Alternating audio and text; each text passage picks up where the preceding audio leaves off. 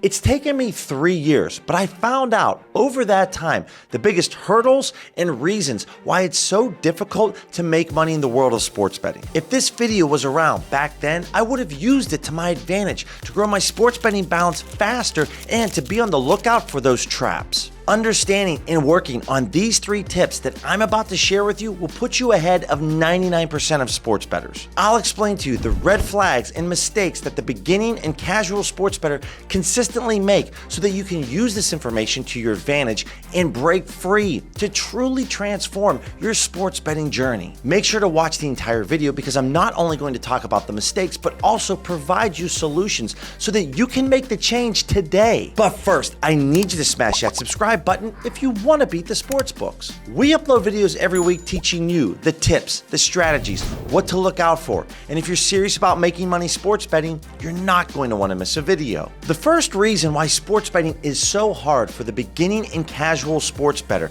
is because they go after the most hyper efficient market out there, which is the NFL. The NFL is king in America, and so it's by far the most popular sport that the general public consumes, and these sports books allocate a massive amount of their resources to this market. But hey, you know ball. You watch a lot of NFL football, so you think that you know, but it's very difficult to find edges in this market. Now, don't get me wrong, there are edges that we can find in this league, but there are a number of mistakes that the casual and beginning sports bettor make. Like, number 1, they place their wagers 30 minutes or less before kickoff starts.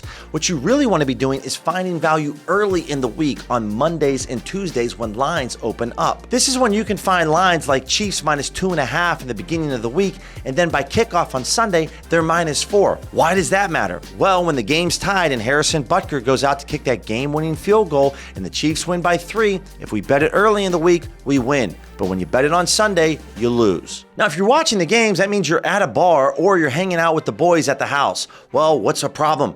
Well, when you're with the boys on the weekends, we're drinking. Well, guess what? That's really bad for gambling and making smart decisions. Number 2, hey, Jeff, what are we betting on today? Oh, we like Titans money line today? Oh, okay, I'll ride with you. Well, you don't have any research or any value to know if you're getting a good price betting the Titans money line. You're just riding with the boys just for the hell of it. So the Titans money line loses. No problem, we got the afternoon slate coming up, and my favorite team, the Los Angeles Rams, are playing at home against the crappy Cardinals. I got Matthew Stafford on my fantasy team. I really want the Rams to win, so I'm gonna bet them. That's a recipe for disaster. Betting on the home team or betting with your heart and not your head is a surefire way to lose money consistently sports betting. These are a lot of different mistakes that can really lead you down a consistent losing path. You need to start implementing line shopping into your equation when looking at bets.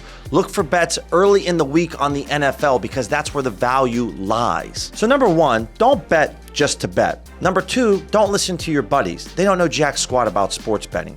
Number 3, make sure to grab your value early in the week when placing bets on the NFL. I'm not saying that you can't win a bet here or there placing a bet before kickoff. It's just going to be much more difficult to find any value at all because the sharps have already came in early in the week and grabbed it. The second reason why sports betting is so difficult for the beginning and casual sports bettor is because, hey man, how much were you putting on that Titans money line? Oh, you put $100? Okay, I'll put $100. But what's your bankroll? You have no strategy. You don't have any type of unit size at all. And then, oh man, the Titans money line lost. Hey man, I think I'm gonna put $200 on that Rams game. I gotta get that Titans money loss back and then some more. But you're just throwing random amounts of money down. You have no strategy, no foundation. So outside of having zero betting strategy, you're throwing different amounts of money down every single play. And then also, you're not tracking any of your bets. Tracking your bets isn't logging on to FanDuel or DraftKings and looking at your betting history. It's an actual dedicated tracker, whether an Excel spreadsheet or with a software company that has a bet tracker already in place so that you can see all of your plays. Then you'll be able to go back and look at the previous weeks or months, see the odds range that you're wagering on, how much money that you're putting down. It gives you a clear picture of what's going on. Another reason why sports betting is so hard is because you're sitting on the couch with your buddies and one of them says, hey, I'm putting together a 3-leg parlay, Falcons, Cowboys, and Dolphins. This can't lose. So then you go ahead and tail that parlay.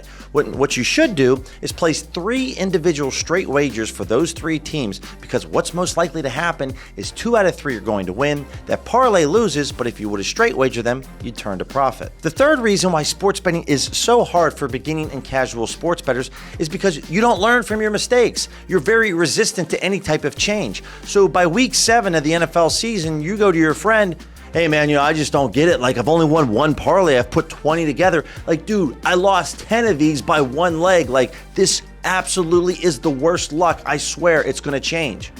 Well, number 1, no, there's no guarantee that it will change. Number 2, maybe switch up the strategy. Try straight wagers or round robin betting. Switch things up. The approach that you're taking doesn't work. Or try OddsJam 7 days for free right now and see the beauty of data-driven sports betting and how it can transform your journey. One of the tools that I use with OddsJam is their positive expected value tool. So this is going to show you any plays in the sports betting market that have an edge. Sometimes these books get really out of sync with each other. So on this tennis match right here, Bet365 for this under 12.5 has just this priced a lot higher than any other book. So we know that the NFL is a hyper efficient market. So any little edge that we can find is a big deal. So this page right here is going to be littered with player prop bets, money lines, spreads, and totals. And this is the secret weapon that I use to gain an edge over the books and the NFL in particular. So, link in the description will be a 1-week free trial to OddsJam, and then using my code BillyC is going to save you 35% off your first month. Stop paying for picks that lose and switch up from your personal betting strategy that isn't working. Give data-driven sports betting a try. Trust me, you will never go back once you untap the power that is OddsJam. Using my code BillyC is going to save you 35% off after your trial ends. Outside of a software, you need some type of betting strategy, like we touched on in tip number 2, to make sure that you're consistently profitable. Click this video right here that's going to walk you through an NFL betting strategy that I've dominated the sportsbooks with over the last 2 seasons. I'm going to tell you the odds range that we're going to want to focus on, the sportsbooks that we're going to want to attack, and the markets that we're going to go after. This is a strategy that's helped me grow my account balance season after season, and I know it's going to work for you.